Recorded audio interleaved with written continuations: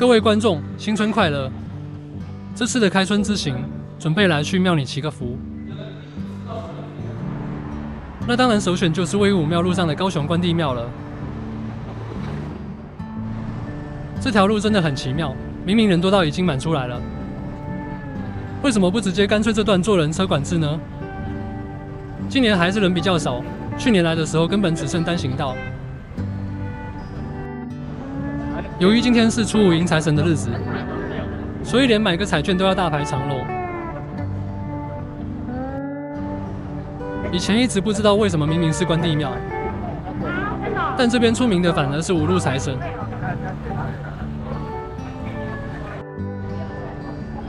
每到过年时，这里就特别热闹，而这间公司更是每年都来发放平安面，已经连续41年了。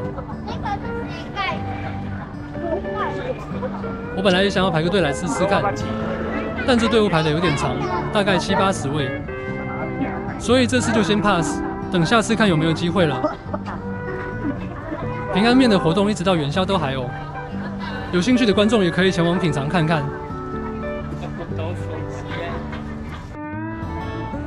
这应该是赤兔马吧？现在都要改装成这种环保金炉了。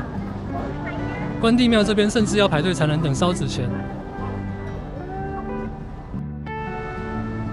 这样算是传统与环保的妥协吗？不过以目前的风俗习惯来讲，这种传统还会再延续好几代吧。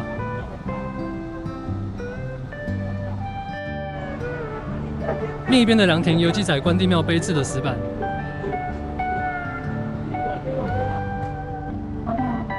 除了迎财神跟拜月老，这边还有很多传统的宗教服务，像是点光明灯、安太岁之类等等。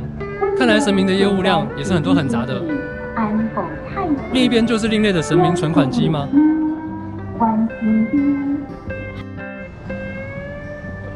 这看似新奇的外国卫兵像，虽然有点唐突，但也是在这里守卫了几十年。巧遇纸钱运钞车经过，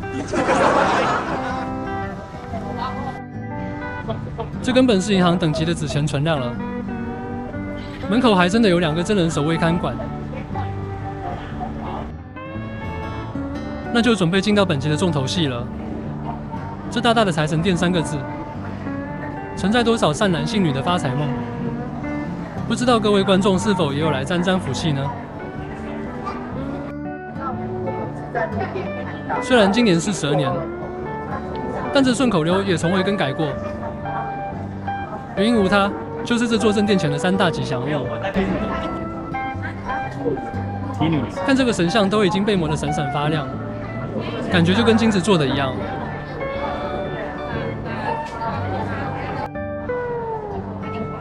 更别提这个黄金万两的大元宝，再来就是背这颗大元宝的主角金牛。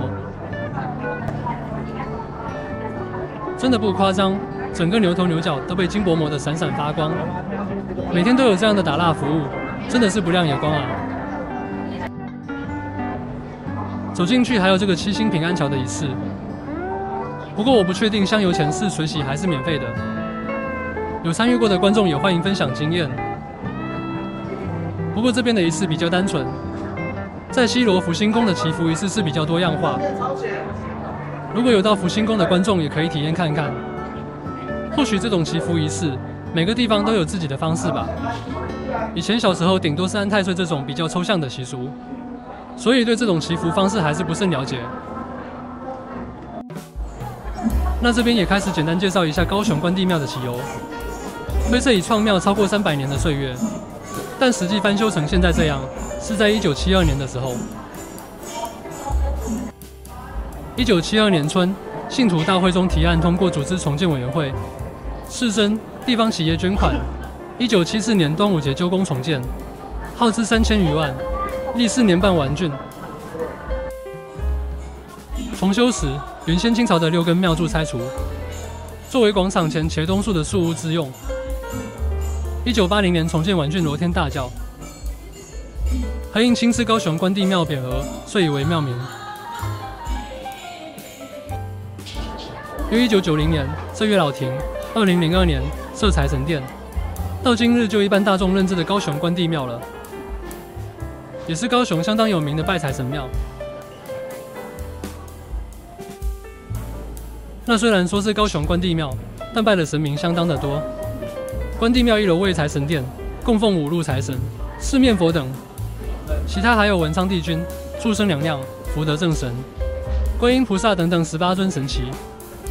当然，最后正殿就是拜关公了。尤其是月老，香火非常鼎盛，也是高雄相当知名的月老庙。不过我当年拜月老是跑去台南就是了，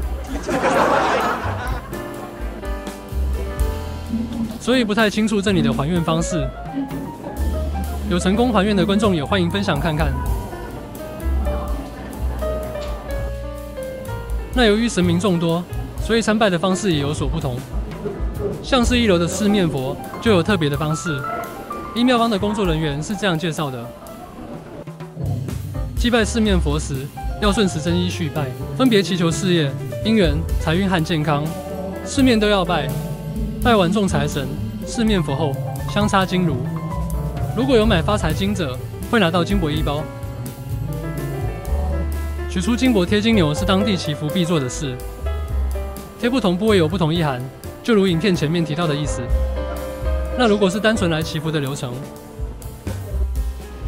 先买1份金纸，里面有9支香，从2楼主殿天公炉拜起，先插3支香，再到大殿内中间主神关圣帝君，旁边福德正神、祝生娘娘拜完后，到门前顾炉童子的香炉插3支香，再到后殿参拜太岁星君、斗老元君。接着上3楼参拜观世音菩萨、文殊菩萨、普贤菩萨，把香插在3楼，最后才到1楼拜财神求财运。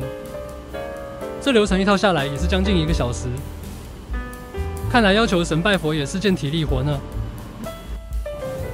不知道各位观众来这里是先拜谁呢？也欢迎留言分享。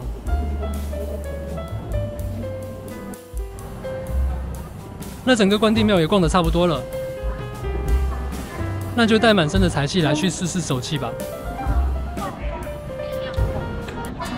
那当然就是来刮个刮刮乐，就有请佳佳刮刮乐大师出马挑选吧。这是200元的哦，你要200元要几张？1张。200元，那你要哪一张？你跟老板讲一下。你觉得要哪一张？第3张，老板。哎，这个的第3张，没有正面，这个吗？这是那个吗？对。好，你先帮我放着，我再挑其他。那抱持小刮怡情、大刮伤钱包的前提下，过年这样玩个几张刮刮乐，应该也就差不多了。以前还会跟朋友合资买整本来刮，不过结果真的是惨不忍睹。不知道这次争个财神爷跟女儿的福气。看能不能好一点点，能打平我就很满足了，享受一下刮刮乐的刺激感。不知道在荧幕前的您，今年刮了多少呢？那这里还是先跟各位观众拜个年，祝各位蛇年行好运，大家都发财。那喜欢我的影片，请支持按赞、订阅跟分享，期待下个影片与您再相见。